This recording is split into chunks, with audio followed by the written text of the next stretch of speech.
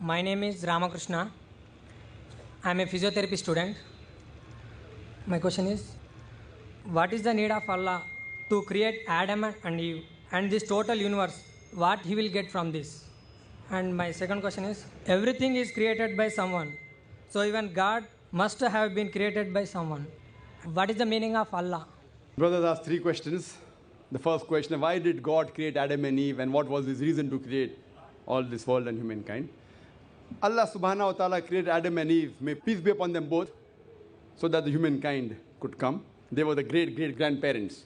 Allah says in Surah Hujurat, chapter number 49, verse number 13, Ya ayyuhan nasu inna khalaqnakum min zakrin wa unsa wa ja'alnakum shu'uban wa qaba'ila lita'arafu. Inna akramakum indallahi atqakum. Inna Allah alimun khabir. O humankind, we have created you from a single pair of male and female and have divided you into nations and tribes so that you may recognize each other, not that you may despise each other. And the most honored in the sight of Almighty God is the person who has taqwa. The criteria to judge any human being, it is not wealth, it's not color, it's not caste, it's not creed, it is taqwa, it is God consciousness, it is righteousness, it is piety. So Adam and Eve, peace be upon them both, they were our great-great-grandparents, of yours also and of mine also, all humankind. Therefore, I call you a brother. We are brothers in humanity. Allah says, Ya ayyuhan nas, O humankind. And Allah says in Surah Isra, chapter number 17, verse number 70, وَلَقَدْ كَرَّمْنَا بَنِي آدَمَ. Almighty God has honored all the children of Adam. Whether they are born in India, USA, UK, born in a Hindu family, or a Muslim family, or a Christian family, Allah says He has honored all the Bani Adam. If you are a human being, Allah has honored you. Whether your name is Zakir, Abdullah, Ramu, Shankar, if you are born as a human being, Allah has honored you.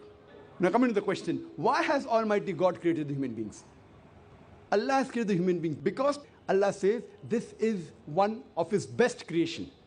All the other creations of Allah subhanahu wa ta'ala, they obey Him. We have the angels.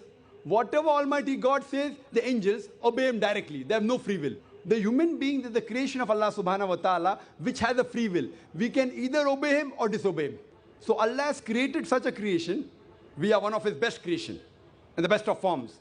But we have a choice of either obeying God or disobeying God. If we obey God, we will go to Jannah, we will go to Swarg, we will go to heaven. If we disobey Him, we will go to hell. We will go to Nark. So this is a test for the hereafter. Allah says in Surah Mulk, chapter number 67, verse number 2, Allazi khalaqal mauta wal hayata. It is Allah who has created death and life to test which of you is good in deeds. So this life is a test for the hereafter. So Allah has created the human beings, and Allah says in Surah Dhariyat, chapter number 51, verse number 56, وَمَا خَلَقْتُ الْجِنَّ وَالْإِنسَ إِلَّا لِيَعْبُدُونَ. That we have created the jinn and the men not but to worship Him. So we supposed to worship, obey the commandment of Allah subhanahu wa ta'ala. So this is a different creation of Allah subhanahu wa ta'ala, which has the free will of even going against Allah subhanahu wa ta'ala or obeying Him. All the other things, the stars, the trees, the mountains, the Quran says they do sajda to Allah subhanahu wa ta'ala, they prostrate to Him, they obey Him. We have a free will. Now when Allah has given a free will, with the free will if we obey Him, we become higher than the angels. With the free will if we disobey Him, we become the partners of the devil. So He's created us for the test for the hereafter. Coming to your second question. Everything has a creator. Who created? God. If anyone says everything has a creator, it is a wrong statement. Every created thing has a creator. The definition of God is He is uncreated. The moment you say who created God, He's not God. The definition of God is He is uncreated. Suppose a person comes and asks you, that brother, my friend John, he was admitted in the hospital. He gave birth to a child. Can you guess, was it a girl or a boy? Can you guess? Try it out. Guess? Can't guess. Why? Can you on the microphone? Can you guess, was it a girl or a boy? Huh? See, brother John, he was admitted in the hospital. He gave birth to a child. Was it a girl or a boy? Can you guess? A 50% chance? Girl or boy? People are laughing. Why? Can you guess? Can't guess. Why?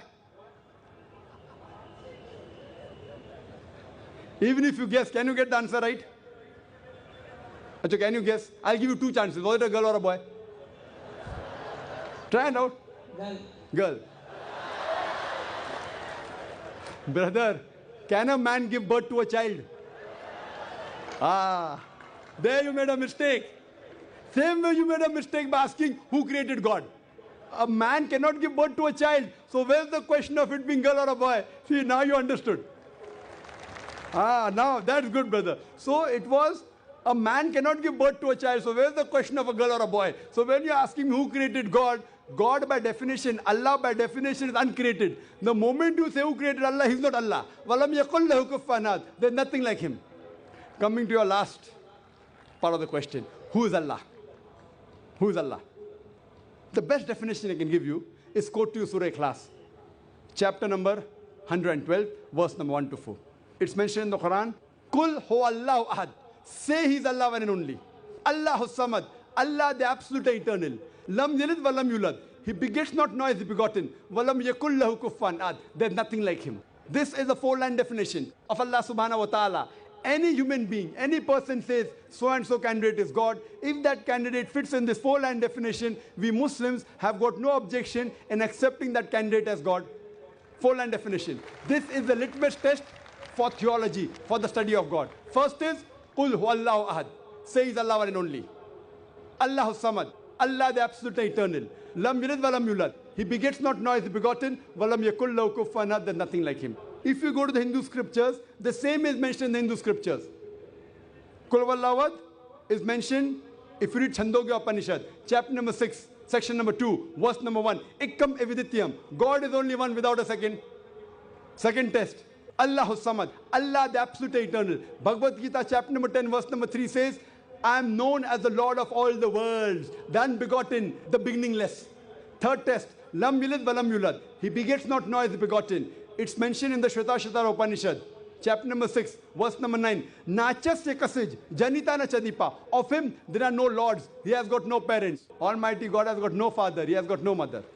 And walam yakul lahu kufuwan ahad. There's nothing like Him is mentioned in Shvetasvatara Upanishad, chapter number 4, verse number 19. And Yajurved, chapter number 32, verse number 3, where it says, Natasya pratima asti. Of that God, there is no pratima, there is no idol, there is no image, there is no photograph, there is no sculpture. Who says that? Yajurved, chapter number 32, verse number 3. Same as, Walam yakul lahu kufuwan ahad. So any person saying so and so candidate is God, if that candidate fits in this four-line definition, we Muslims have got no objection in accepting that candidate as God. For example, some people say, Bhagwan Rajneesh is Almighty God. Once during question answer time, a Hindu told me, we don't believe Bhagwan Rajneesh to be God. I had never said that the Hindus believe Bhagwan Rajneesh is God. I said some people believe Bhagwan Rajneesh to be God. Let us put this Rajneesh to test. First test is, Kul huwallahu ahad. Say He's Allah one and only. Was Rajneesh one and only? Was he the only man who claimed divinity? There are hundreds of them. And in this country, we have thousands of men who have claimed divinity. He's not the only one. But Rajneesh Bhaksi said, no, he's unique. Let's go to the next test. Allahu Samad. Allah, the absolute eternal. Was Rajneesh absolute eternal? We know from his biography, from his autobiography, he was suffering from asthma, from diabetes, from chronic backache. Imagine Almighty God suffering from asthma, diabetes, chronic backache. Third test.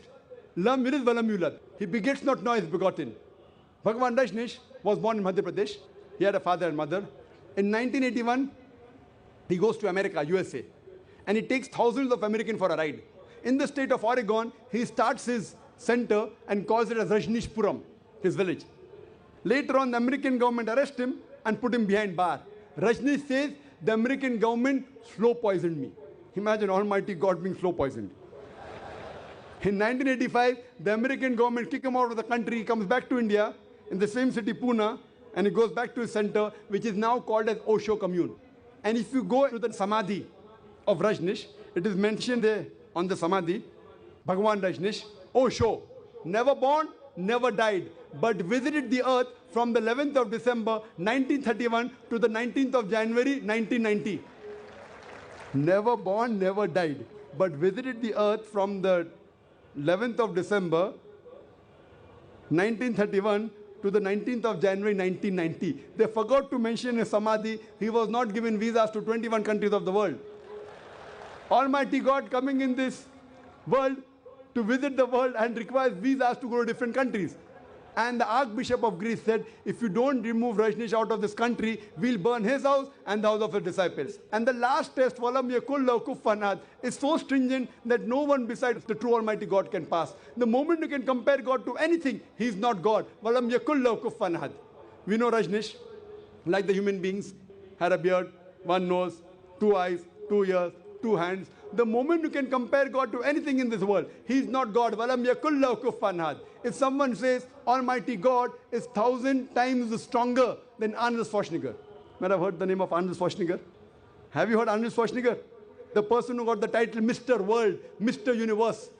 The strongest man in the world, the strongest man in the universe. The moment you can compare God to anyone, whether it be Arnold Schwarzenegger, whether it be Dara Singh, whether it be King Kong, whether it be 1,000 times or 1,000,000 times. The moment you can compare God to anything in this world, he is not God. Walam yakul lahu kufuwan ahad. There's nothing like him. So this is a 4-line definition of Allah subhanahu wa ta'ala given in the Quran. Whichever God you're worshipping, brother, put that God to the test of Surah Ikhlas. If that God passes, that is the true God. Otherwise, it's a fake God.